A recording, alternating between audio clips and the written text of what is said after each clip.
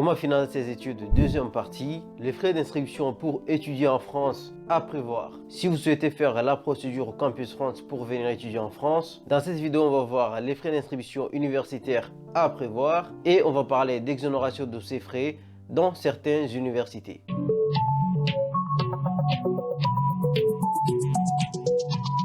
Avant toute chose, on va voir les frais d'inscription pour les étudiants français ou européens.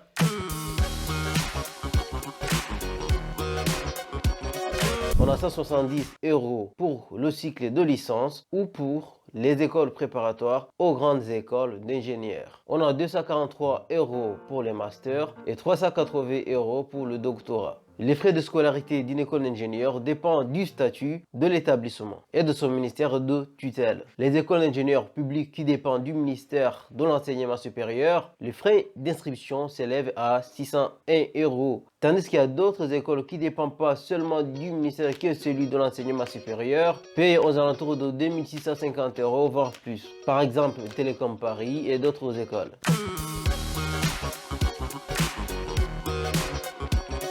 Pour les étudiants étrangers, les frais d'inscription sont aussi appelés les frais différenciés. On a 2770 € pour la licence pro et aussi pour les BUT. On a 3770 € pour le master, les écoles d'ingénieurs et on a aussi 380 € pour le doctorat. Donc pour le BTS, les écoles publiques sont souvent gratuites, donc vous n'allez rien payer. Donc c'est la même chose que d'autres diplômes non universitaires comme le DCG, mais dans certains cas, il faut prévoir les droits d'inscription entre 200 et 500 €. Ça dépend de l'école, d'un BTS, de l'établissement. Les BTS privés sont aux alentours de 3000, 4000 €, voire plus. Les écoles privées, il faut compter au-dessus de 4000 €, voire plus, donc 4000 €, 8000 €, 10 000 €, donc ça dépend d'une école privée. Ces droits de différencier ne sont pas mis en rigueur dans beaucoup des universités françaises. Il faudra alors aller sur les sites des universités choisies pour le confirmer. Donc là, on parle d'exonération des frais d'inscription.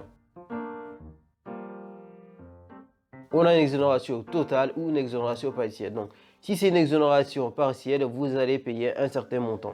Si c'est une exonération totale, vous allez juste payer comme un Français. Donc, j'aimerais aussi rajouter qu'il faut prévoir les frais de traitement de votre dossier par le Campus France. Là, on est aux alentours de 70 €. Non, ainsi que les frais de visa. Là, on est entre 50 et 80 €. Ça dépend du pays. Mais là, c'est après avoir obtenu une acceptation dans une école ou une université française. Les frais d'inscription doivent être réglés normalement à une seule fois. Mais vous allez voir que sur les sites des universités, des fois, on vous propose de régler ces frais en plusieurs fois. Ou vous pouvez vous-même demander à l'université si vous pouvez régler vos frais en plusieurs fois. Donc, renseignez-vous auprès de l'université. Certaines universitaires sont exonérées de leurs droits d'inscription. Si nous allons sur le site Campus France, le droit différencié, donc on dit qu'en France, les étudiants internationaux ressortissants des pays hors Union européenne doivent s'acquitter des droits d'inscription différenciés dans les établissements d'enseignement supérieur public qui dépendent du ministère en charge d'enseignement supérieur.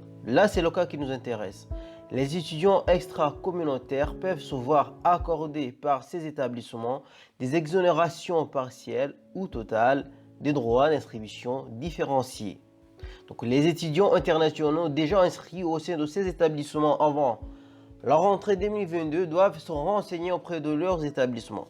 Voilà, ici on nous donne une liste des établissements. Par exemple, dans cette université sont exonérés partiellement les droits d'inscription différenciés pour l'année universitaire 2022-2023, les étudiants extra-communautaires entrant dans l'une de ces catégories. Ici, par exemple, c'est pour les étudiants donc extra-communautaires, membres de l'Organisation mondiale et de la francophonie. On a plein des universités, hein, vous voyez, on a plein d'universités. Par exemple, si on va choisir une au hasard. On va par exemple, dans cette université, les étudiants internationaux sont tous exonérés des droits différenciés pour l'année 2022-2023 et ils doivent régler le même droit d'inscription que les étudiants français et européens. Voilà.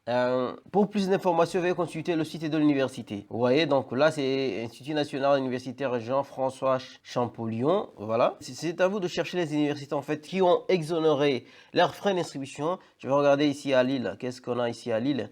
Dans cette université, l'étudiant extra-communautaire inscrit en master et diplômés assimilés sont exonérés des droits d'inscription différenciés pour les années universitaires 2021, 2022, 2022, 2023. Même si c'est pour l'année prochaine, la liste risque pas de changer. Déjà, basez-vous sur cette liste que nous avons ici. Pour les universités où vous n'avez pas les informations, comme cet exemple de Bordeaux, moi je vous recommande de les appeler pour être informé. Premièrement, si c'est possible de faire une demande d'exonération lorsque vous allez arriver en France, parce qu'il y a les exonérations sur les critères sociaux. Malgré que l'université peut appliquer les droits différenciés, mais en arrivant à l'université, vous vous informez si en fait avec les critères sociaux, vous n'avez pas le droit d'être exonéré.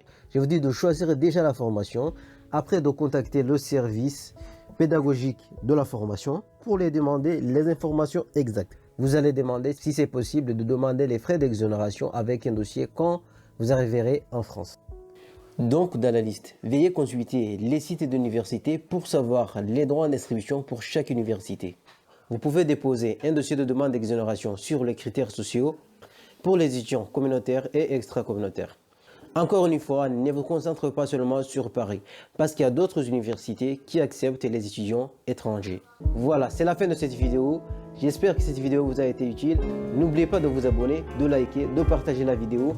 On se dit à très bientôt.